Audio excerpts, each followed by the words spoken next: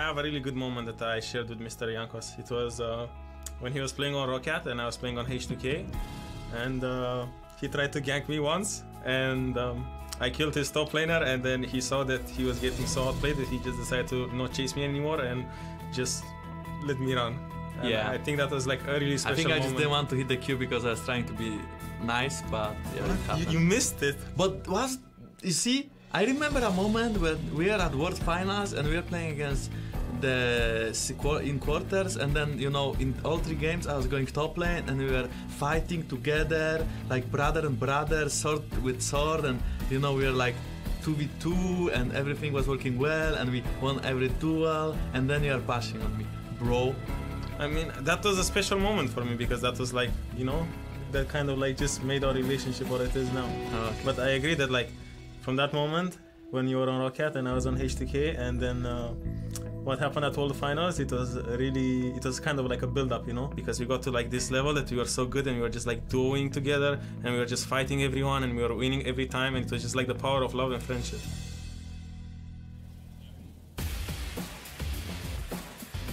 I mean, I just want to find myself a girl that looks at me the way Odawana looks at Yankos. It's Romeo and Juliet. Well, they both died, just like last game. Oh, hey, that worked out. Well, welcome back to the EU LCS. Truly touching clip about H2K, but you can hear from our audience that they're just excited to see more unicorns of love. And or they like screaming, you know, maybe that. But there's actually a really cool article online about the relationship between Odawana and Yankos, featuring like multiple of these clips. Definitely worth reading, so check LL Esports. I wasn't actually told to do that, but I actually found it very good to read and fun to watch. Yeah, interesting. Get to know the players a little bit more. We're working on it. It's coming together. Interesting insight. I've heard we have more. Maybe we can get some clicks so we can afford speech therapy for Dracos. Oh well, not in the budget, I've heard, Cribble, but we'll work on that too. Of course, last game, we expected dominance from H2K. Yeah. They've been on the up and up. They've been getting better, more consistent over the course of the game. The only question was kind of team fighting, because that was the issue last time we saw these teams play. It didn't even get to team fighting. Yeah, it turns out love hurts. You know, the crews here in the building, they're always cheering on the unicorns, and they perform for their fans. Super strong early game composition. They snowballed every single lane. They just individually outmatched H2K, but now they got them angry. I don't think H2K have actually lost a game 2 in a series since Worlds. I read that somewhere. I'll need confirmation from the stats team. They may just buzz my ear like, you're wrong. But I think they're really strong. Yeah, confirmed. So like they haven't really lost the game 2 since the Worlds event. So like that's super long ago. Undefeated in game 2. Can unicorns break down that streak? I mean super long. Okay, it's half a split, but still. It counts as a stat. Only game 2s, but yeah. Yeah. Well, Elite's going to remain banned away, this time on the side of Unicorns of Love. Actually, it'll be rinse and repeat. We have blue side again for H2K, red side again for Unicorns of Love. But I'm going to make a bold prediction. We are not going to see Camille first pick. Ooh, even bolder. Are we not going to see Renekton given up? I think we can. No, you can definitely give up Renekton, just not into the Camille matchup. If you play just the Tonk into Renekton and you don't get any gank pressure, like you just play Nautilus. I like when you go full solo queue and say Tonk. Yeah. I spoke to too many players, man, in the makeup room, because they actually all talk like this all the time, and it's actually really annoying to change your accent. But yeah, LeBlanc spanned out. Just be yourself, Crep. I'm not going to judge you, man. Just be who you want to be. Nope. Definitely not doing that. LeBlanc spanned out, I think it's nice. Even if you maybe not consider this pick that strong on the patch. Yes, Dracos, you're right. You don't have to start victory dancing right here. Comfort picks removed from the unicorns, I think is strong. In a game 2, you don't need to always consider what is meta, where was the drafting mistakes. Take away their strongest champions from game 1. And then see what they fire at you. And that was the same strategy coming into game 1, right? That's why they took away things like the Ivern, things like the Shen. They're like, we're not going to give you anything that you've been successful in the past. Now the Ivern's left available, but I mean, when you look at it, you got to be much more scared of that Renekton, much more scared of that LeBlanc. And now, obviously, the reactionary Camille ban comes out because there's not a strong pick left for the Unicorns to play into it. Traditionally, you expect like Malzahar and Graves here, but it's 7.5. Let's see where the priority lies for H2K. 15 seconds counting down, really taking their time. Graves wasn't kind of the end-all be-all for them in the last game. If all your lanes are losing, it gets quite hard to have an impact here. Because I don't think Xerxes Rengar was phenomenal to the point where he was needed. No, and I mean, Xerxes didn't win the game there. It was the bottom lane, it was the top lane as well, and for Ottawamne, he's got his hands on a very powerful top lane. Yeah, super strong pusher, incredibly potent trader early on.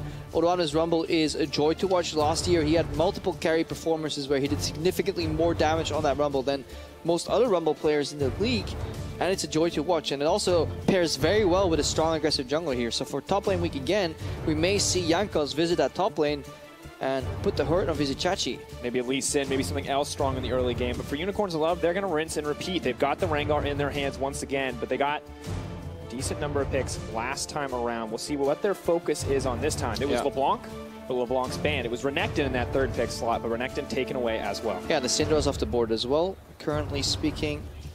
Orianna is re-enabled, as far as I know, so you can actually early pick her if you just want to save mid lane. But it looks like the Unicorns are going for more restraint here. Nalus really isn't a pick for Hylissang. It's obviously not being locked in. Don't talk about hovers. They go for Ezreal. Ezreal is fall in the trap. The defensive option right now in the bot lane. A lot of carries we're talking about that he's the safest pick that you can do. Doesn't really lose any matchup super hard. Scales decently well. Pairs well with most support players. But you obviously get kind of the problem that Fnatic sometimes have when they early rotation Ezreal. Your draft becomes a bit too passive. When we already have a Rengar who's not going to impact potentially till level 6, depending on how the early game unfolds. It's very slow and steady, and it looks like it might be the case for both sides now. Yes, Malzahar's going to set up those picks, but Orianna, that's a scaling pick. Yeah, H2K is full on building a teamfight composition right here. They say, you know what, Unicorns, we forced you to eventually fight your way into our base. Because remember, last game, they were playing skirmish 1-3-1, but to really break the base, the Unicorns still had to group up and just use their gold advantage to play teamfights. Unicorns of Love, at the start of the split, had a very strong teamfight themselves. So what H2K is basically telling them right now is, yeah, let's just play 5-on-5 teamfights. This has been a work in progress for us. It's been a growth point, but they have Rumble Orianna with the Malzahar support. Like, this is a lot of targeted CC and lockdown already. And additionally, when we look at the reliable options that people have brought out against the Malzahar, a champion that has been so powerful in setting teams up for success, it's been the Tahm Kench and it's been the Zilean, and Unicorns of Love getting their hands on this makes it so much easier for them to play around something kind of as scary as that Malzahar ultimate. It's also been the Alistar, but that loses you lane pressure. Zilean with the right AD carry can actually outpush. There's still the counterpick AD carry possibility for H2K, and it does seem that Unicorns are willing to squeeze the jungle pool more, so they actually don't care about banning AD carries. They just want to put Jankos on as poor of a champion as they can. He has been the defining factor in the early game from H2K. But I actually don't like the Iron ban, because if you look at H2K's draft, 3 magic uses have been locked in already. Putting only a single physical AD carry in that comp, I don't think is as big of a threat. So I think H2K are definitely looking for like a Lee Sin or a Graves rather on the jungle slot. Or maybe even a Kha'Zix, just have physical damage there and then have a stronger AD carry. Well, Lee Sin's now been taken away. Unicorns of Love don't want to give him that early proactive play. Maybe it'll be the Kha'Zix, maybe the Graves. They do have a good setup. Yeah, would love to see a Graves here, again, from Jankos. All kind of depends on what they want to do here. Graves, of course, feels like just the best all-around jungle pick. Has a lot of the damage that Kha'Zix can bring to the table, not the mobility, but can just farm up and be safe. Kha'Zix, we've seen, kind of needs that snowball to get rolling. And now we see more pressure. H2K, they get the first pick in the mid lane themselves, but they get to make 2 counter bans against Exile. Exile last game, early rotation to LeBlanc. Ahri went over to Febiven, and he could not make a dent in that mid lane. Right now with the Orianna, he is playing into what seems to be the Victor. If it's locked in, yes, it is locked in. And he needs to be able to outpressure that early, especially early on. Victor does not have the wave clear necessary to fit that kind of perma wave clear mage. And I like the adaptation from Unicorns of Love. Last time around, they saved Hylissang last pick. This time it's Vizicachi. They say, if you've got any weird flex picks, if you've got anything funky going on in your draft, we're going to know about it. Do you like the adaptation? If you look at the draft and we see, you know what, Ezreal usually ends up being pushed in, right? Victor versus Orianna will get pushed in early, and top lane, Rumble is so known for pushing lanes. This may very well be 3 pushing lanes for H2K if they get the right AD carry pick here. Jhin, maybe not the strongest pushing pick, but can set up everything else on the team to find success. Now, Krepa, you bring this up. We were critical of H2K's drafting at one point very heavily in this season, and that was the Victor and the Ezreal paired together. H2K giving up all of the early lanes. But in this matchup versus Unicorns of Love, it's Unicorns of Love who have opted in to these lanes that get pushed so heavily early on. I think Fnatic did it as well, played Ezreal Victor. Like, this is great for teamfights, don't get me wrong. Late game, if you get this comp scaling, oh, you're a happy camper. Victor is a fantastic control mage, but even then, you're still playing into a full teamfight comp, and H2K, they didn't go for Graves because they saw this opportunity, I believe, where they get the superior duelist. If Kha'Zix finds the enemy jungle 1v1, gets to leap off, he can actually do tons of damage right there. And we look at all of the AoE coming in from H2K. Got the Orianna, the Rumble, the potential setups here for the team to get started. And that Zilean can only save one person. Yeah, but I love that we're seeing different facets of these teams. So game 1 was all about pick potential, skirmish, 1-3-1. Both these comps were labeled so. Now, these are full 4-1 comps, all blast out team fights. So we could actually see H2K regain that statistic of being the most dragon-focused team, you know, getting the most dragons or second most dragons in the LCS and barely giving up any. They have 80% dragon rate. Coming into this series, Unicorns, they took 3 dragons versus none last game. So I think we're going to see a shift in focus here with this draft. You're right. Last time was early game, and the Unicorns dominated. They've given up some of that early game power, but if it gets to late game, will they be able to win in those team fights? They were the dominant team fighting team last time we saw these guys play. H2K, however, have so many tools to set themselves up in the early game. The Rumble ult, the Malzahar, the Kha'Zix for the ganks, the Jhin as well. It's pretty terrifying to play the against. Only problem is that H2K are playing a very difficult composition without any tank. This is something that SKT is really good at running. When you watch their early plays, they make it work. But many teams have tried this and failed as well, because when you don't have a main initiator that can just buy some time, soak up some damage, like literally absorb pressure, not in the jokey way, but in the actual way, like in Nautilus, compositions become quite hard to play from time to time. Well, we saw how quickly the vote shifted back and forth last time around. If you want to participate, at LO Esports on Twitter, hashtag H2KWin if you believe they can execute the SKT-style composition. Or if you think love hurts, hashtag UOLWin for the 2-0 closeout. Sure. Definitely does. We can go down that road. This is going to be a deep emotional cast. No, let's actually get in the game. Here it is, ladies and gentlemen, loading up, getting ready. H2K, they took it to 3 games last time. They weren't able to find the win.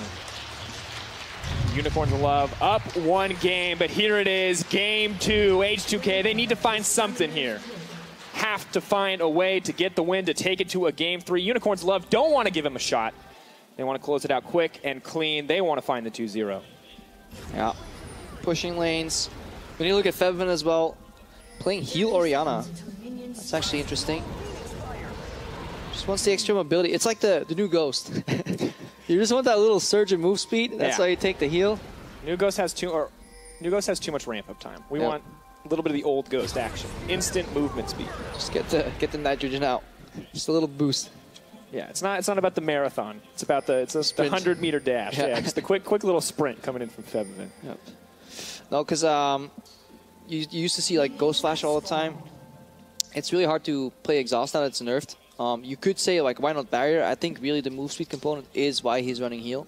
And he's also not expecting to play against Ignite Victor because it doesn't exist. Ignite Victor's pretty bad. I don't know what you're talking about, Crepo. I always go. I think Ignite Victor is actually fine in solo queue, by the way, because you can actually flash Ignite and win people. But it shouldn't happen on a professional stage. Solo queue, you're 1v1ing a lot. Here in the competitive scene, not quite so fortunate. Poor Jankos, man. All these junglers these days, they get Raptor start leashes. He has to start solo. Look how low he's going to go. These Raptors, they hurt. Well, nice setup, though. Yeah, if you mess that one up, you're screwed. If you mess any of those W's up early, that's brutal. Yeah, take a bunch of extra damage. And this is kind of the early game push that you were talking about. Ezreal Zilean falling behind very early on. Yeah, it's Che doing a signature thing. He pops 2 Voidlings, and usually he runs into the enemy jungle to deep ward at Gromp. Seen him do it so often.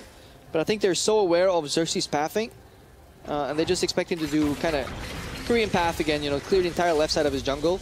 And then Xerxes, will he go for the invade again? And this Yanka's going to read it, because last game, Xerxes went for the invade on enemy blue, expecting to be invaded himself by Jankos. Things in the top lane, however, not quite the once exciting carry v carry matchup. Now it's just that Rumble bullying out the early game Nautilus, and Chachi just forced to hold on. Yeah, and that's Che just having a peek in the river. Obviously wants to stay in the lane. They do not want to give over the push. Zilean and Ezreal can hold the push, but Jhin and Malzahar as well, once they're pushing themselves, they can obviously hold the push. Interesting, you can see Unicorns are one of the few teams very successful on the red side in the LCS, and H2K, one of the many top teams, very successful on blue. Yeah, there's a slight tempo lead here for Unicorns of Love's jungler, Xerxes, because he got unleashed by Vizicachi, but obviously put Vizicachi slightly behind already in the losing matchup. So Odoamne reaps the benefits, and Jankos is put slightly behind. Other than that, the game seems pretty equal. Look at the CS, just about the same, and down the line as well. Vizichachi doing his best to hold on at this stage of the game. And Jankos wants to path upwards. If Vizichachi ever gets poked out, which he's at risk of being because he has no stacks anymore on that corrupting potion, then Jankos could actually facilitate a dive. Interesting, too, to see how things have kind of shifted in this matchup as well. Nuclear and Shay doing a much better job of getting the pressure. Not gifted the early advantage like they were last time around, however. No magical journey start. Yeah, and it's slightly more playable to play Ezreal into Malzahar because previously he could actually interrupt your Mystic Shot with Voidlings if he was a really good player. Now there's that kind of point, I think, 35 cast time on Voidlings, and you can no longer block skill shots with it because they only become targetable once they're spawned. Previously they were already targetable before spawn. You could interrupt any hook. It was just obnoxious. So frustrating to play against. And this is the breaking point that we were just talking about, you know, no more corruption stacks. Next wave, this Rumble will be in trouble, and Xerxes needs to go to the top lane. Jankos looks like he wants to make his appearance known there as well, potentially sniffing this one out. And last game was all about the top lane. Will it be again? This is really good timing. Jankos will cancel the base here. Vizichachi is in trouble. Cersei now headed up. Will this be first blood for H2K? We gotta watch top lane. Screw bot lane. Side steps. Great. What's happening top lane though? Back there, Vizichachi in trouble. Cersei on the way up. Vizichachi gonna flash to safety. Jankos has he overcommitted. Staggering blow, no Titan's Wrath. Really well played. Vizichachi tried to force a juke right there. He tried to outplay them with the flash, but it actually was Odoamne, surprisingly, who still got the turret aggro. I think H2K was trying to give aggro to Jankos first, because Odoamne was a target that was low. But it makes sense that he actually takes it himself, because then, imagine if Jankos is tanking, Odo can't chase for the kill, because he'll die on the backhand. So it's still worth for the half HP target to start tanking that turret. And this is so good for H2K. Last time they got behind so early on, it set them up. Oh, Jankos, he fails the smite right there. Careful. By about 20 HP, and now Exile's coming in. Flash over the wall. Flash. Exile, I don't think he's going to push for more. Auto goes in. And doesn't have that laser upgrade yet, so it's the second tick doesn't come through. But this was a crucial miss smite here from Jankos, handing over Raptor on a silver platter here. It's a lot of experience. He obviously gets the bonus experience from his jungle item too.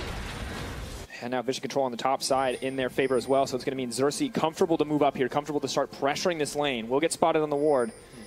But Odo's going to have to back off. Looks like they're contemplating committing to this. Nah, he's fine. He's out of range. There's no flash on Vizichachi anymore. Odoamne very comfortable. You can see both of these players heavily involved in the early game. And that's the thing. Odoamne still lost that matchup, and this is what marks Vizichachi as such a great top laner, because a lot of people are, when they looked at the article that came out about Stats 101, and they wondered why is Odoamne not first on all these metrics. It's because actually, in performance, they're very similar, right? But in terms of jungle proximity, which roughly means how much of a buddy top laners are with their jungler, taken from the video, Vizichachi has an incredibly low jungle proximity. He's always down in net jungle proximity. The enemy jungler helps his enemy top laner way more than he gets help himself. Yet still, this guy gets similar results. Yeah, and you heard Jankos talk about it at Worlds. They were the guys constantly fighting 2v2 on the top side of the map. They fight and they win together so often. But Chachi, this is a man who stands alone. This is a man on an island. This is Xerxes overextending into the enemy jungle, looking to punish, but this is H2K again with that synergy here, the proximity, looking to find Xerxes. Gonna use the coins in the end. Equalizer comes down. Xerxes potentially in trouble.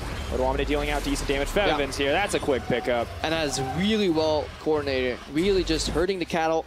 Jankos with a great leap. Not going for the kill, just cutting off the escape path. Xerxes being smart as well, not wasting his flash. Quite a greedy invade.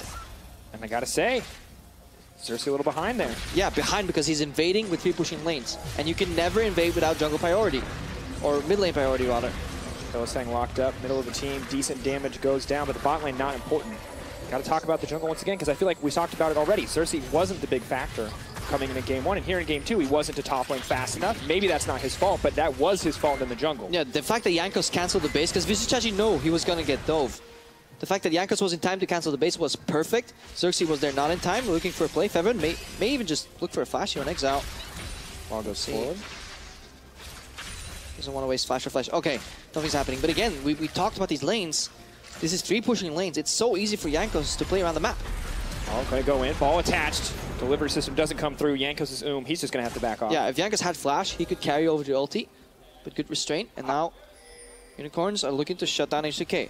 This is the opportunity for Xerxes. We said he has not had the greatest game yet. Already gone down once. Maybe cost his top laner as well. They know. Not going to get it. Look at the map. There's deep wards bot side, right? Mid is pushing, bot is pushing. The only lane Xerxes can gank is top lane right now. And this is where they found Xerxes. They somehow spotted him on a ward, or they must have seen him enter. Because this is the only Unicorns of Love wards here. And then, yeah, we've seen this before. Watch Jankos' jump here. I think this is really smart. He's basically predicting the flash from Xerxes, and then Xerxes drops. And then you need to look at the information that H2K have right now. They're always pushing bump. They're always pushing mid.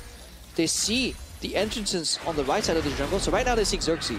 So when they see him, Odoamne can play aggressive. When they do not see Xerxes on the right side, they know he's leaning towards a gank top lane. So this makes it really hard to play jungle if you're Xerxes, and that is exactly why you never draft 3 lanes that get pushed in. Because good teams will just abuse your jungler. Well, it's just the back and forth, right? They see that they think he's top side, they get to push in on the bottom side. They get to play aggressive there. They can call Jankos down if they want. If they think he's on the top side, or they think he's on the bottom side, they play aggressive top, and it's the push and the pull. And Jankos can always match. He can always predict where his lanes will need help.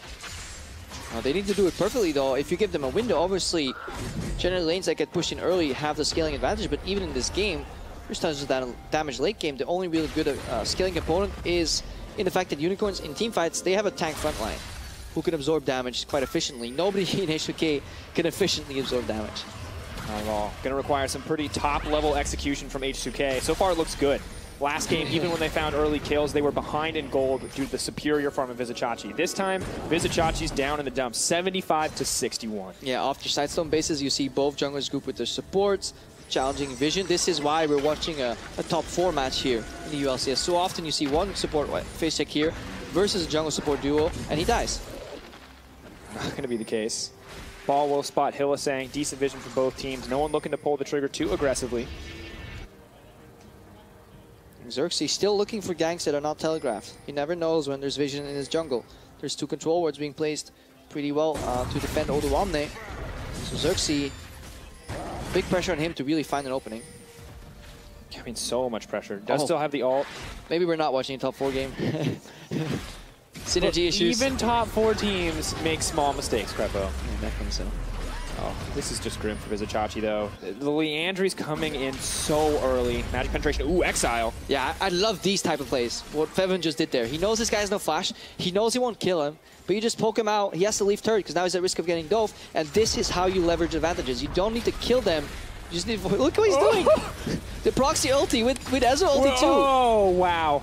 This is the definition of a band-aid solution, and this is all the pressure game from the draft from H2K. Oh, Jankos, though, maybe the one who overextected. Yeah. Oh.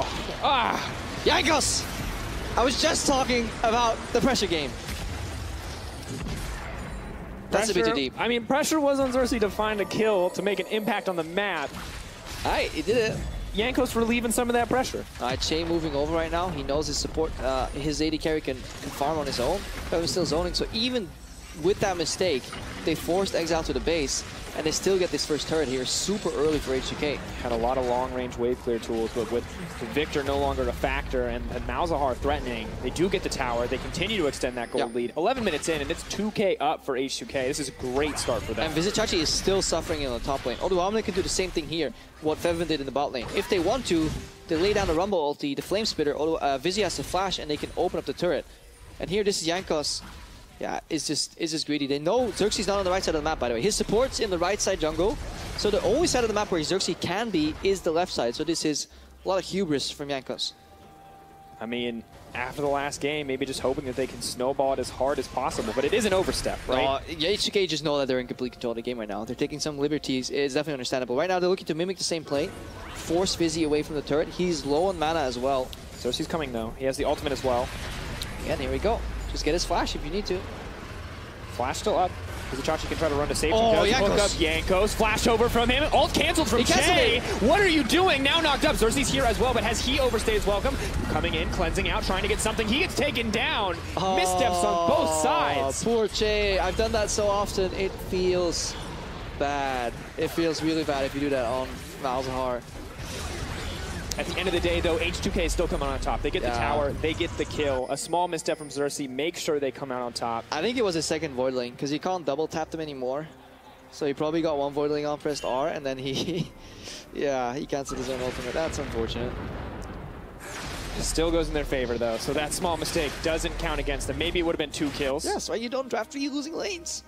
Not versus the jungler like Jankos. This guy has shown, like last week he dismantled in his second game the enemy jungle so easily with an invade. He completely shut down Misfits. Look, oh, Nice block. that is just... And Che.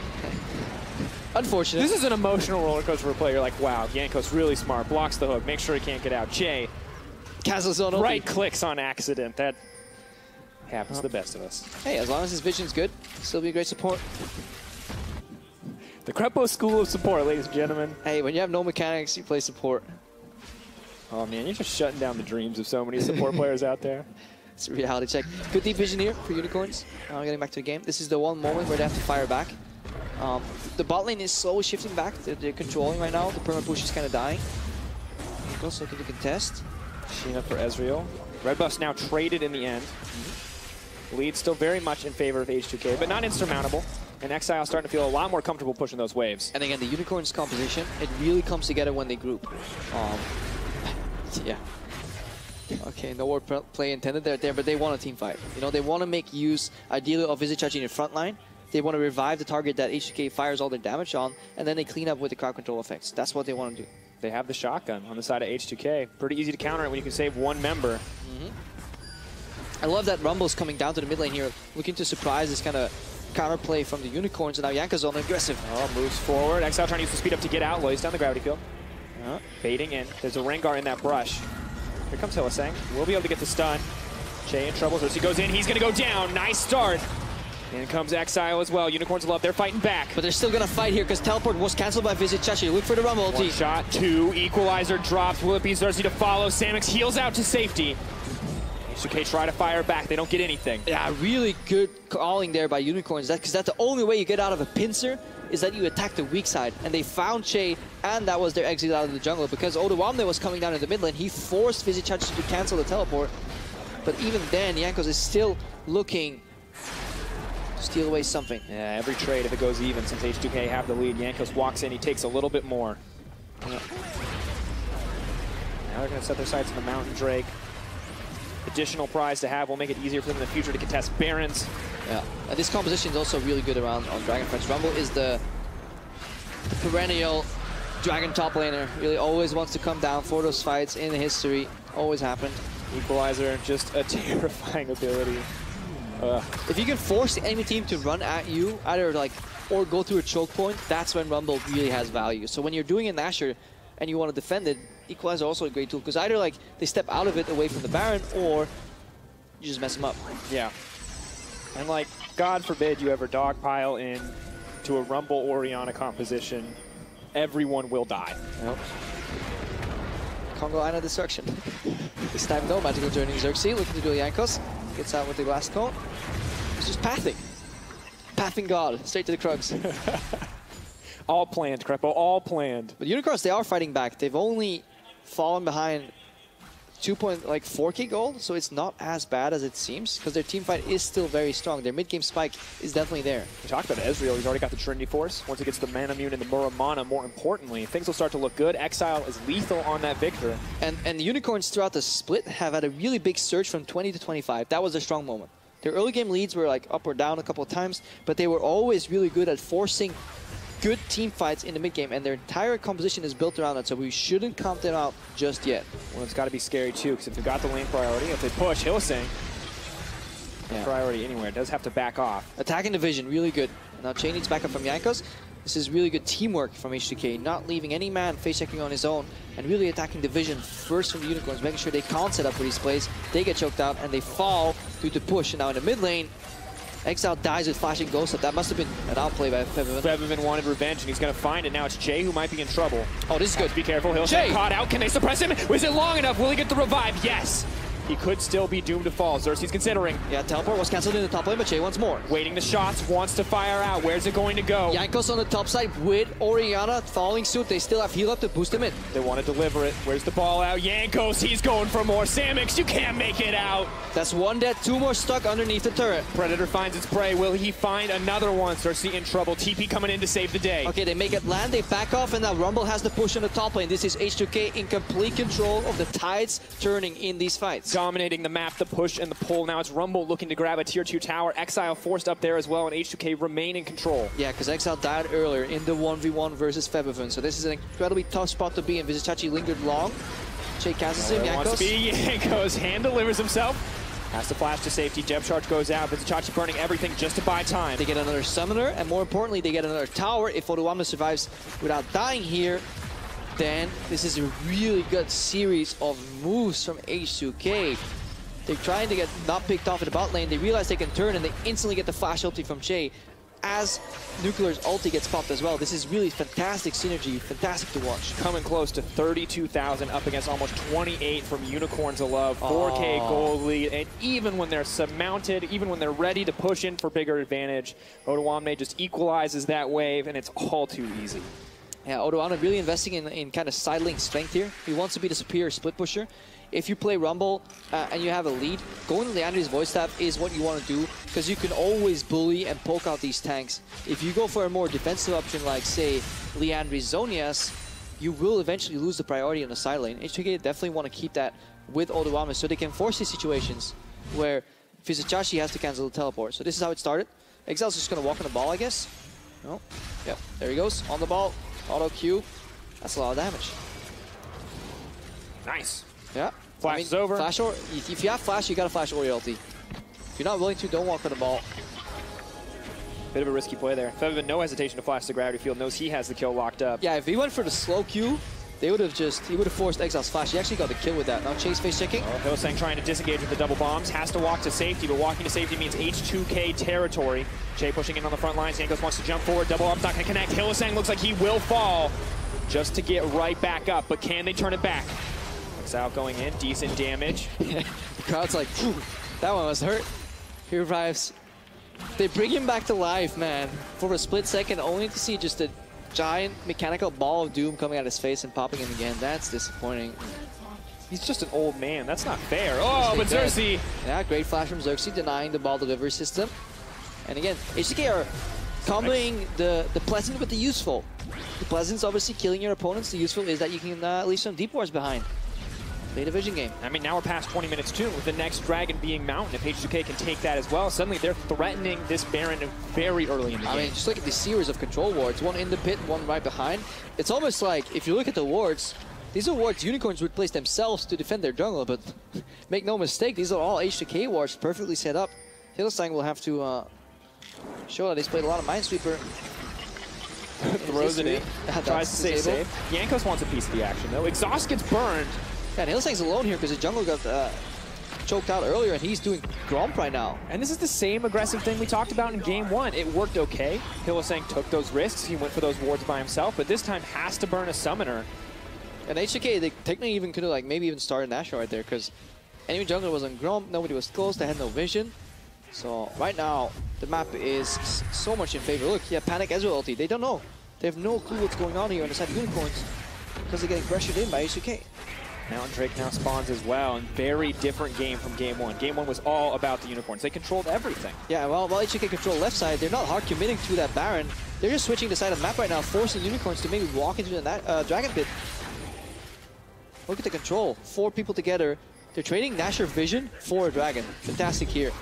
You're obviously hoping the Unicorns don't go for a panic Nashor Rush, because then you have to commit and stop them, but I don't think the Unicorns are going to do that. One of the few beauties of the Kha'Zix pick is that you can just solo out the Dragon, so they just leave Jankos there, and they put everyone else to make sure they don't give up the Baron. And this is what Jankos does very often in the early game. When H2K has neutral or pushing lanes, he will just jump over the back of the pit, but right now he can just solo it out. And Odoamne, again, using that side lane pressure. They do not want to allow Vizicachi to group. And the way a 4-1 top laner groups with his team is push out and then walk over. And there's just so much AP on this Rumble right now that he's taking tons of damage out of that turret. Half health from that one big wave. This is so important, because if you build more defensively and you allow Vizicachi to walk over, he can then force team fights with his team. Look, there's no engage here on the Unicorns. Like, what is their CC? A double bomb, that's it. They need Odoamne there, and because they need Vizicachi there, rather, and because Odoamne itemizes so well and got played around his lane with Jankos, they're removing a win condition from Unicorns, which is grouping with Nautilus. Yeah, the Nautilus engage. The follow-up is great from the Unicorns. You got the double bomb, you got the Victor, but the initial fight is so difficult and so telegraphed. It's not the Maokai, it's not the point and click to start a fight. You can run from that depth charge. Only way for Unicorns to fight back is catch H2K off guard, walk into them, or get a good teleport play.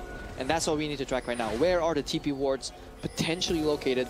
And is H2K doing their due diligence by sweeping them first? Well, right now they are sweeping them out. One ward left in the pit. Febiven will take it in the end. And Exile is just hiding in brushes to look for creative face checks here. Hoping that they'll catch Jay out, hoping that they'll catch somebody that they can find a main advantage. Nuclear's a little split right now, so he's on the side lane. H2K working with patience, putting mid lane priority. They're really taking every step in the book. Another Ezreal ulti forced to check the Nashor. Don't want to overstep here. If they lose this game, they're out. They're done. Unicorns will love take it 2-0. Can't afford any risks. H2K, they can even rotate top right now. This is a play that you see so often. They're poking out Xerxes, forcing them out of the jungle here. Nuclear comes with the team. Odoamne is literally shouting in the studio right now. Like the viewers in the audience, they don't need us to tell what's happening because they can just listen to Odoamne. And they find Xerxes. Xerxes caught, double bombs, only going to connect on the Jankos. Chase safe from the passive, but now they're in trouble. Where is the Rumble? He's right here. Equalizer goes down, trying to split up the team, but Exile's holding on for dear life. Holding on to the ultimate, waiting. Yeah, good start for the Unicorns because they did not lose their teleport. Exile's caught now. Potentially trouble. Flamespitter heal the safety. There is still that revive from Hylissang here, but this is good for the Unicorns. They're happy with the outcome. They forced teleport from Odoamne.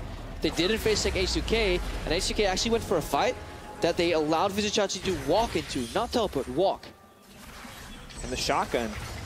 H2K pull the trigger, but they don't find a kill. They don't find any way to break down the Unicorns, and that's exactly what they wanted. They have all their team fight ults up, and this might be the opportunity for UOL, despite the deficit, to find a fight. And they find more time, I think is what they find right now. And maybe the next Inferno is where H2K is going to put their pressure on, because right now they're losing that vision control. Vision takes an incredibly long time to build up, but you lose it very fast. Have to leave the members there to control it. H2K forced to back off. They know they don't have anything left in the tank. But that tower dropping lower and lower, and it's slow and steady once again from H2K. They may not get the Baron, but they're getting something, always. Back to square one. Ooh, I see a ping in the pit. I hope it's for the control ward for the Unicorns. I always get scared, man. When I see the Unicorns ping in Asher, I'm like, yeah, do you really want to start it right here, please? I mean, but half the time they get it and it works and it's beautiful, but the other half, not so much. But now H2K continue to try to get mid lane priority. They can actually rotate as well with that priority. Instead of just like going to Nashor endlessly, they can just rotate bot for tier 2 and push in as well. Odoamne takes a bit of poke, but the wave is just building, and Vizicsacsi has to solo tank all these creeps. He wants to stop the tower from going down. So if he leaves even for 10 seconds, the tower will drop. But moments like right now is where the Unicorns are looking to force because they can get teleport off.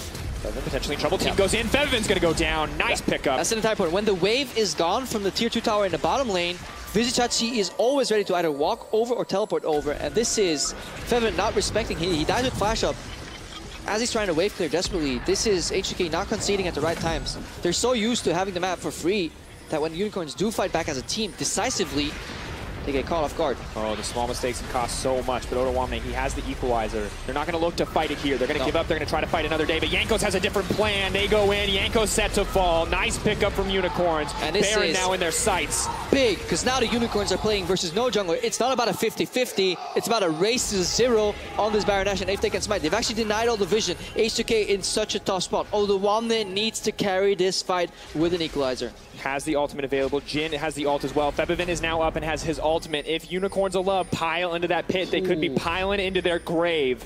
They just confirmed that the brush is empty, so they're opening up to check the Baron HP. They see it's at 9k, so now the information is on the side of H2K. Unicorns, for a team so decisive and so willing to pull the trigger, they're scared of a 5v3 here. Both teams, neither one wanting to throw it away. Unicorns find a small advantage. They minimize the Goldie, but it's not enough to start Baron. Ooh, I'm very surprised they didn't commit for it. And I really like, and this is a classic mistake, when a ward dies, there's a bit of trailing, lingering vision. And that's what you saw. H2K, they pinged the brush that the Unicorns were hiding in because they saw them walk into it. And then the Unicorns didn't walk out of it fast enough to start the Dasher. And then Deadly Flourish came out. It's revealed that the brush was empty. The immediate reaction is Nuclear. He gained information. And H2K, instead of just mindlessly face checking, they got information first and then made an informed decision. And they just completely outplayed the Unicorns there, not face checking. And it may take giving up that curtain call, but they ensure not giving up a Baron, and that's a trade H2K are happy to take. But we can't deny that getting in that situation was horrible. And it was a really well played, executed fight by the Unicorns. They not only picked off Febiven, they killed the Jankos right after. And they had an opportunity to turn the game, so that was really well played by them. Yeah, but Febiven's in a tough spot now because he burned the heal when he went down last time, but he didn't want to burn the flash. Now he burned the flash in that exchange. He saw Xerxes ult up and he had to run. And when there's no side lane pressure, and you're constantly burning summers to avoid picks, that's when the Unicorns are in their element. Because they're a group right now, and they can send Vizicachi in first. Oh, Yanko stunned up. Decent damage. Equalizer goes down. Lot onto the back line. Samix is the one in trouble. H2K can't pull the trigger, though. Well, they don't have enough follow-up right there because nobody is attacked. Look at Vizicachi, the sheer amount of presence he has in the front line. As long as he doesn't suck the members in with him into an Orianna ball, Unicorns of Love have the superior teamfighter. Victor is the teamfight control mage that you want to have. Victor, so much sustained damage in these fights. Repeated death lasers. For Orianna, it's all about that shockwave. I mean, if you find it, there's an opportunity, but... Yeah, and this vision advantage here, Hylissang is standing right in it. That is his choke point. Where Hylissang is standing right now, that's where no H2K member can walk in. Through Nautilus, through Victor. And slowly, tides are turning. It's a good look from Unicorns of Love. They didn't find the early advantage, but they're starting to bring it back in the mid to late game. All goes in, hooked up. Nuclear maybe picked off. In comes the redemption. Unicorns of Love gonna back up. Heal traded. All right. Bit slow, did not blow flash. Really composed by Nuclear. But you see, Unicorns, when they commit to a call, this is exactly how they died in the Magical Journey. They don't wait to process to see if it's a good idea or not. They just go. I mean, but do you have the time? No. I mean, technically yes, but if you do that mental check, is this a good idea or not every time, you will be too slow on good calls. But you'll be too fast on bad calls. That's why you need to make sure you only make good calls. Being decisive is important. Being right is also really important, as it turns out. For now, H2K fighting again to regain control of the jungle. They got pressure in the mid lane. They got pressure on the bot. This cues them up to run into that jungle. But they're split again. The Unicorns not allowed to group anymore. Odoamne trying to put side lane pressure. He has teleport. Not going to work on that blast cone. No freedom to go over the wall. Xerxes now set to follow. That's a jungler down. That's big for H2K. And that is a great pick off. And there was a control ward there, so we have to actually watch back. Like, how did Xerxes end up in that situation where he felt comfortable going for the blast cone? Because usually the way you enter to ward is the best way to exit. Taking too many risks in the jungle. Once again, small mistakes from the Unicorns of Love. All right, Blue Trinket reveals that H2K was baiting. H2K probably going to panic start it. Oh, Jay was fake autoing. Now as well, ulti comes out. They're going to fake auto again.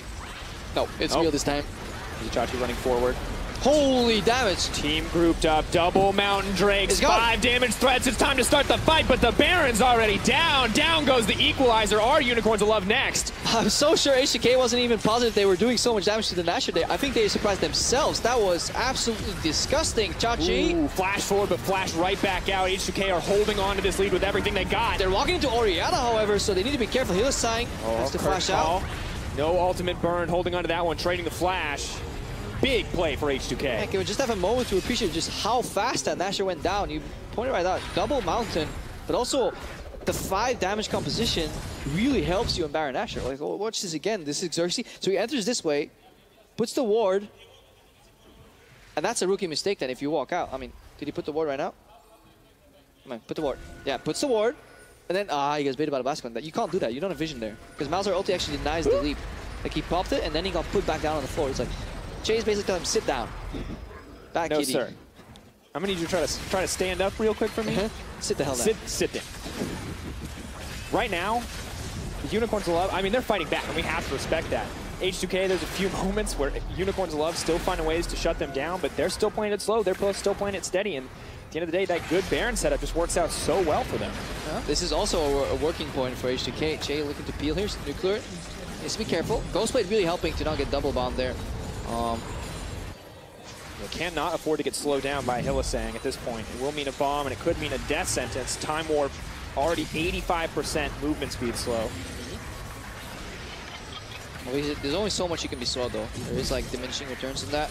H2K still splitting, really important. They're keeping Vizicachi away from his team. He is the main engage. Remember, all the picks they've made, it was like a hook or an ulti or a flash snare from Vizicachi. That's the way Unicorns have been starting fights consistently.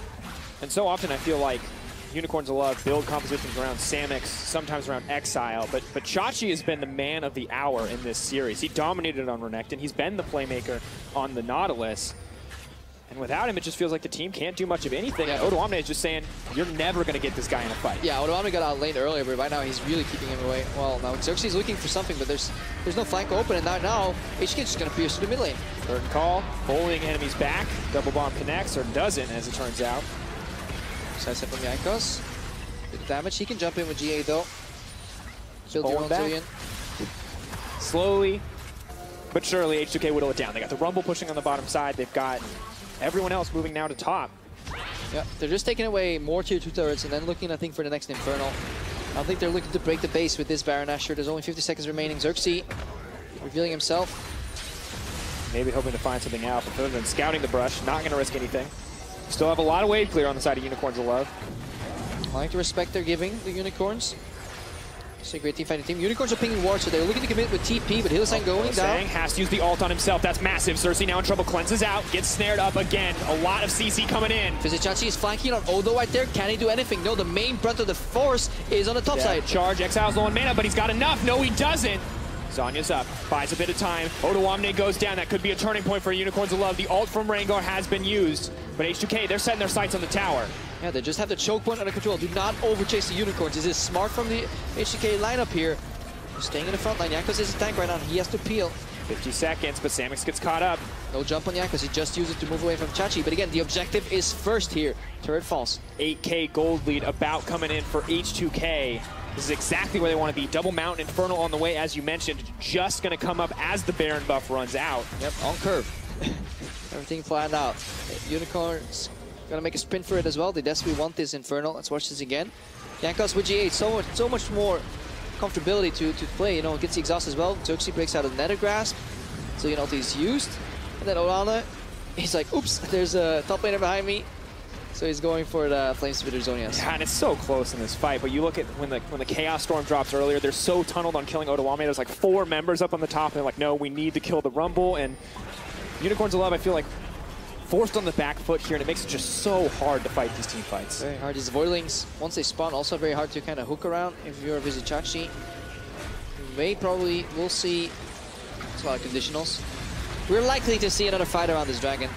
Because Unicorns, they want a team fight grouped, and H2K did not want to yield this dragon.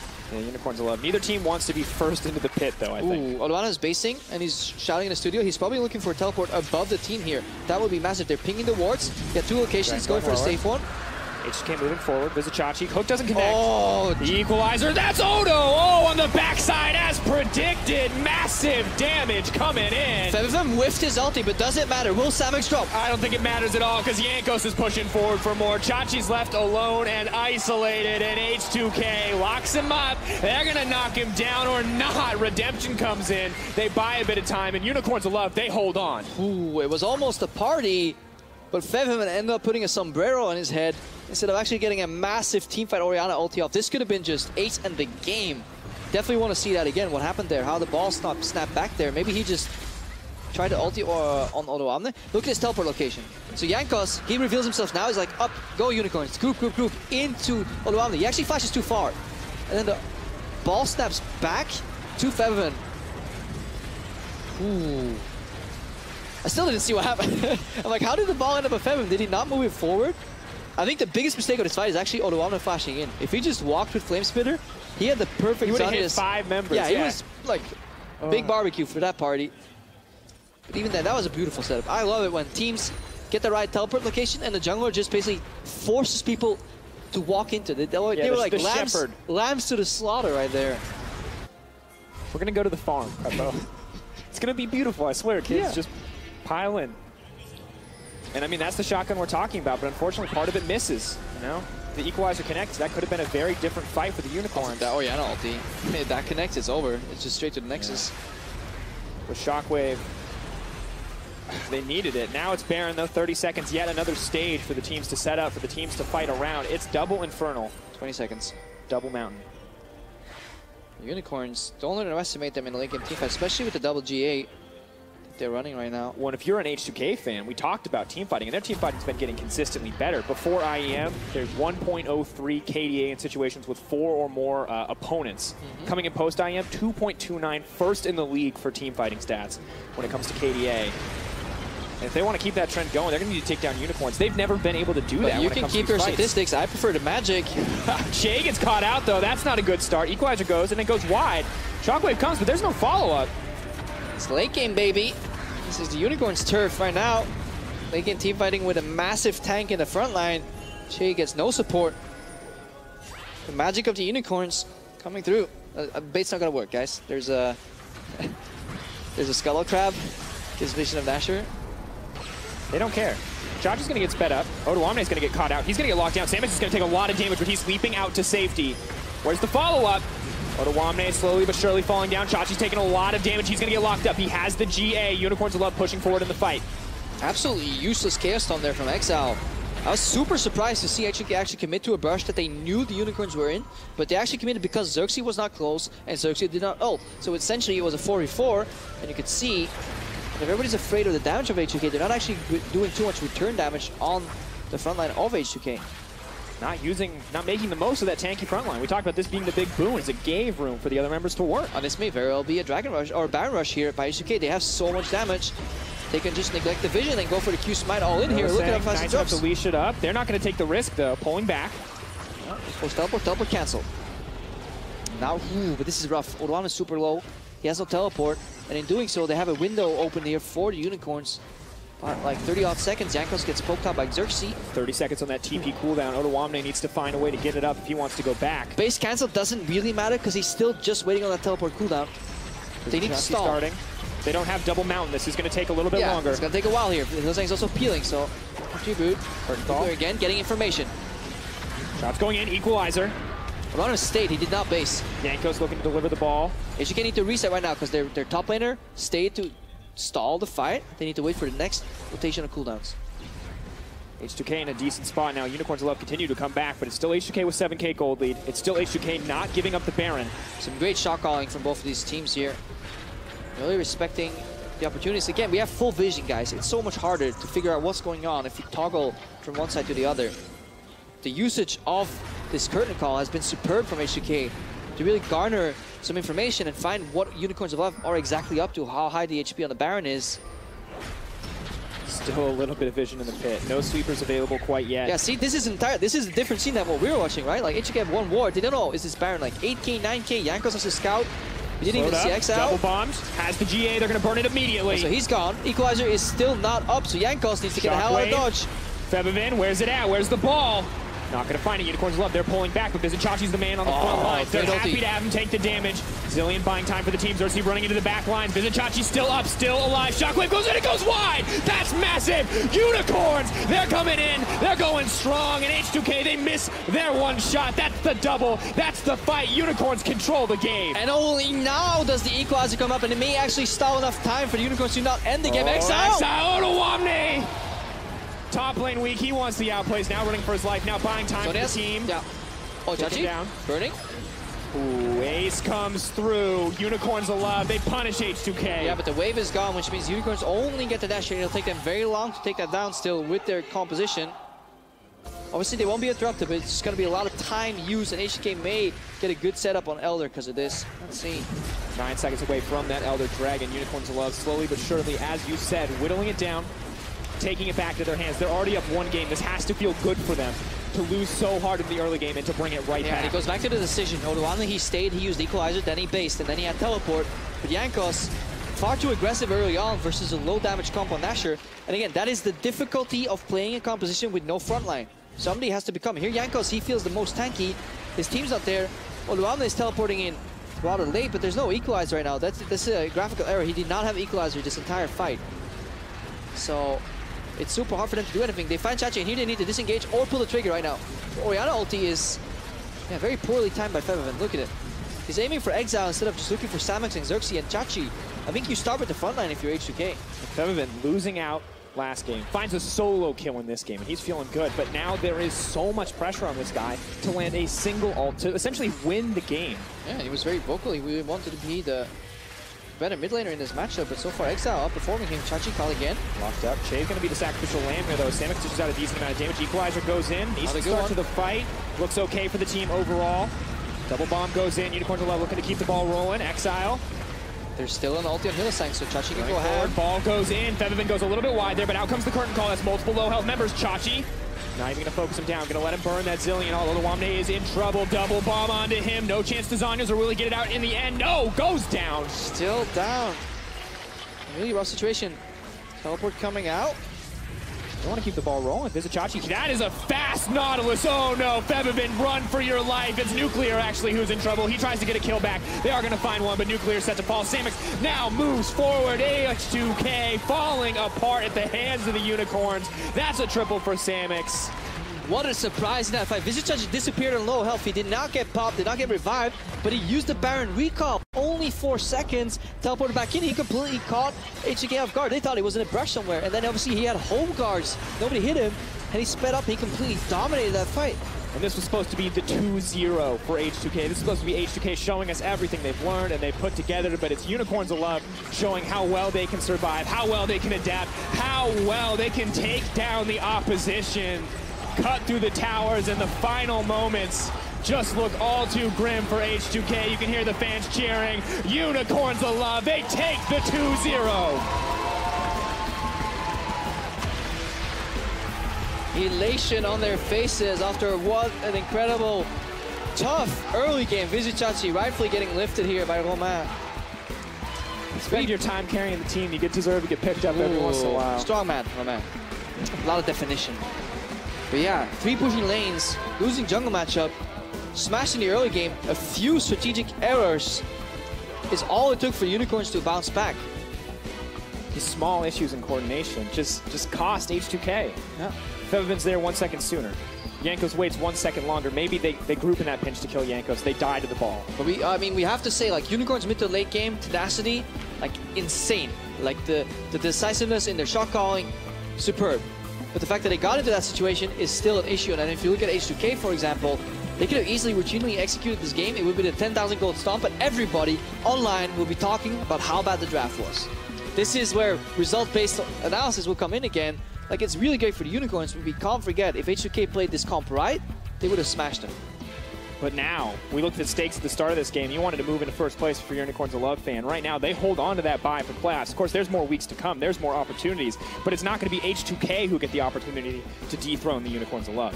No, definitely not. So excited for the remaining part of the split here. Only 2 more weeks remain. How is this group going to shape up? I feel like every time we count the Unicorns out, they find a way back in, man. They find a way back to taking down top teams. I did as well. Especially with how convincingly H2K won last week. Yeah, well, to give us more insight on that 2-0 for the Unicorns, let's send it over to the analyst desk. Well, Unicorns fear our horns. Amazing 2-0 victory there and a complete turnaround. We have a lot of things to break down here. First thing I want to ask you guys is what Crepo was talking about in result-based analysis. This wasn't a good draft from H2K. I heard here some varying opinions. You said it was a good draft. I think it was a good draft from H2K. They had multiple winning lanes. They had a jungle who can invade as well. I think they had everything they needed to do better in the early game compared to the first one, where it was actually Unicorns of Love who had the better, especially solo laners, and got pressure from Chachi winning the top side, Excel outplaying Febvin mid. Didn't happen in this one because of the draft, and that's why HK got really far ahead. Right, and it's not even a draft that falls off, right? You've still got Orianna, you've still got the team fighting prowess later.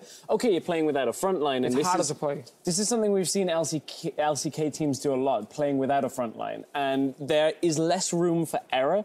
And the problem for H2K is there are a lot of errors, individual and team-based. You saw Febvin just missing ult after ult after ult. Some of it was his, some of it was communication, but still, H2K just didn't align. That's the late game. Let's look at the early game. With that draft coming in, as you said, Stress, they had a plan, and the first blood, they go straight to that top lane. They say, this is not going to happen again. Good timing overall as well on this, because they catch Chachi before that recall completes, and at this point, Chachi knows there's no real way that Xerxes could get there in time. He was initially pathing down, despite Chachi basically knowing this gank is coming.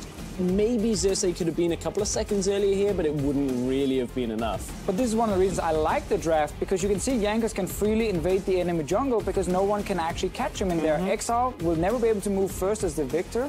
So there's no real fear if you are Kha'Zix in this situation, and that's why H2K could set up these different dives early that got both Orianna going, got Jankos going as well, and you didn't get that same problem where Unicorns would just snowball early. But yes, the fact that then you don't play with the front line late game, we thought H2K had really fixed a lot of these problems with like late game team fights. This game proved otherwise. And definitely, they go into the game adapting onto game one, knowing that they will need those strong early lanes, and also working off the premise that there are no problems or not as big of a problems in the late game anymore. Before we get there, though, I do want to highlight a good move by Odoamne, also a fantastic teleport. We had some questions about the flash after, but this is where it's also maybe turning around, but Odo just comes in and smacks them. Yeah, this is how you can play without a front line, obviously, when you have a guy like Rumble coming in with a 5-man ulti. The flash, obviously, not the best for him, but in the end, he gets a massive ulti down. He deals a ton of damage. 6,454. AKA a ton of damage, and he wins the fight for his team in this situation. And this was still when it looked good for H2K. Yeah. But instead of also saying that H2K had like poor late game fights, let's just say that Unicorns of Love played some insanely good late game fights. They did. Their team fighting was really good late game when you look at it. Like, knowing you have a Zillion, you have a GAA on this Nautilus, and the enemy don't have a front line, well, what do you know? Front line's coming back 3 times in the space of a fight. And eventually in the fights that end up winning the game, Chachi... He's your boy. Chachi's your boy. Always. All right, let's look at the fight. Let's see what the boy is doing. It all around. And again, a lot of, Baron hesitation also from Jankos there. And well, it's just very split, The rest of H2K is coming now, so that's GA pop. Jankos has to jump away. He's not really able to join the fight, and this is where Unicorn's comp is just perfect. Late game Victor, late game Israel as well, and a big frontline tank. Yeah. So you can see how hard it is for Fabian as well to find the right target. Odoamne, all of this damage that he's been putting out before gets zoned away by this Chaos Storm, and from there, Odoamne on his own, not a tank, can't survive even if he does go in that exchange, so can't put that damage down up front. And in this fight, he had a few seconds left on ulti. So there was no ulti, like we saw in the last one with the 6k insane amount of damage. Didn't have it right here when he really needed it. So that was really, really tough for H2K then to actually win the fight. I spy with my little eye, player of the series rather, Visit Chachi, and we were discussing it because we were leaning towards Exile, but in the end, Visit Chachi, that first game on Renekton, and then the late game fights is what tipped the scales. For us, because the first... It's top lane week. It's top lane week. That's why he got it. No. No. First game he was insane, but so was Exile. Like, Exile snowballed so many lanes with the blind. This game, though, the big tank in the front was really good. Stress, we need to go to the interview. I just wanted to ask you, you guys obviously had the prediction the other way around, so what was the biggest factor here for the Unicorns of Love? I think game 1, Chachi did play better than Odoamne. I think game 2 was just misplays by H2K and good reaction to it from the Unicorns. I don't want to take anything away from their team fighting. It was very solid at the end of that game. Right, well, we can say that. And for more on that magical clean sweep quick shot is with some very happy Unicorns. Thank you very much. Some happy Unicorns, some sad quick shots. Visit Chachi's Defacio's boy. Anyways, Visit Chachi gets player of the series. You guys get to actually watch the Analyst Desk segment while waiting to talk to me. Hilly, did Chachi deserve player of the series? What do you think? Except some deaths top lane, 2 versus 2. I think he played really well. Like game 1, he, I think, carried pretty much alone. And game 2, our combo was pretty annoying to play against. So I think, yeah, he deserved it. Talking about pretty annoying to play against, Xerxes, you guys bounced back from being so heavily behind. You've lost games you've been so heavily ahead, and someone else has bounced back on you. So how does it feel being in the winning seat this time round? Our early game was pretty bad. But our mid and late game was good, and we managed to punish their mistakes. So it's really good. How did you manage to punish their mistakes? What was the communication like inside the team when you knew you were so far behind? We just knew we had a better team comp, and we've been through these situations, so we kind of knew what to do. And I think our shot calling was better. So. Well, it definitely showed out at the end. Those team fights were great. Hila saying, why are the Unicorns of Love so good at team fighting this split in the European LCS? Well, I think with this team right now, with Xerxes and Samux, we haven't been fighting so well, like previous weeks, for example. I don't think we have fought like better. I think G2 has better team fighting, for example. But I think we're improving, and for example, this game and past week in streams, we have shown that we improve so much in this scenario that when it comes to team fighting and positioning, we all know where we are and how to fight. When, for example, in the last game, I misplayed and there was Orianna and Rumble behind us and laying ultimate of Rumble, and we had to back off there. And before we would just go in and die, but now we we practice in scrim a lot, like how to communicate when fighting, and everyone is on the same page and not like someone goes in and fall backing. So that's shown up really good today. It's really great to hear such an in-depth breakdown on how you approach that style of play. And Unicorns, they had this kind of dip, you know, it came out strong in the beginning weeks, a little bit of a dip around IEM, and now you're looking great again for the last 2 weeks. Xerxes, what have you done to improve your jungle play? Because we heard you talk a lot about how difficult it was to face Casa, for example, and, you know, try to find a rhythm on some of the previous patches. I think Casa was maybe, but I'm not sure, the best jungler I've played, and I learned a lot after IEM from him. And ever since, I think I improved a lot, but sadly I couldn't show in today's games. Right, so I will keep improving. Look at it this way. You said you couldn't show it, but your team still won 2-0. I want to congratulate you guys. Currently sitting first place in Group B. Well done on the 2-0. Thank you. Thank you. All right, so we're going to head to a break. Before we go, though, let's check in with Professor Pyra as he breaks down some of the stats of the top lane. Hello, students of statistics. Professor Pyra here to give you a lesson in top laner performance. There are many ways we can evaluate how a player is doing, and some are better than others. One metric we often look at is damage per minute, also known as DPM. If someone is dealing a ton of damage, that's probably a good thing, but there are different factors that affect it. In the top lane, there's a huge difference between the highest and lowest damage-dealing champions. So say you play a bunch of Gangplank, what are the top laners with the highest DPM? Sometimes the champion you pick and the frequency you play it can skew your numbers upward a whole lot. It doesn't necessarily show how well you're playing. Damage per minute is highly win-biased. Look at Shen. The difference between his DPM in wins and losses is huge. But all is not lost. We can still use it to create a damage rating. Let's look at my champion pool in the last 5 games. We look at my win-loss record and the professional average DPM in wins and losses for those champions. We take the sum of the professional average multiplied by the frequency played and divide it by my total number of games played to get the expected damage output. Finally, we divide my average DPM by the expected DPM, apply some math, and voila! We get a damage rating! Now that we've tackled damage, let's talk about the effects the jungler can have on the top lane. Maybe your jungler is ganking your lane a bunch, but the enemies isn't exhibiting the same pressure. Does that make you a good top laner, or just good friends with your jungler? One way we can work this out is to look at the jungle proximity difference. This is the amount of time your jungler spends within 2,000 range of you, from 3 to 15 minutes of game time. Essentially, it's a measure of how much he's your buddy. We can also look at how much time the opponent jungler spends with the enemy top laner. So if we look at someone's jungle proximity minus the opponent's jungle proximity, we get the jungle proximity difference. The higher the difference, the better off you are in terms of jungle pressure. We use this as part of our overall weighting to take into account the effect of the jungler in the top laner's performance. But let's talk about a lighter subject, death. Now we all know dying is bad, but dying when you're caught out alone is even worse. It indicates bad positioning, poor vision, just general bad news all around. So we need to differentiate between a death and an isolated death. Isolated death means dying without any of your teammates around you, 1500 range to be exact. And then we have a whole load of other statistical metrics. Kills, assists, deaths, isolated deaths, CSD at 10, CSD at 15, CS per minute, damage rating, jungler proximity difference, kills plus assists at 15, kill participation. I could go on. But not all of these things are as important as the others in determining how well a top laner is doing. But that's a lot of numbers. So we asked some smart people, you might recognize them, about how we should bring it all together. We broke it down like this, and here are the results. As Heimerdinger says, we've applied the formula for success. We'll see you next time on the EU LCS. Good luck, and have fun!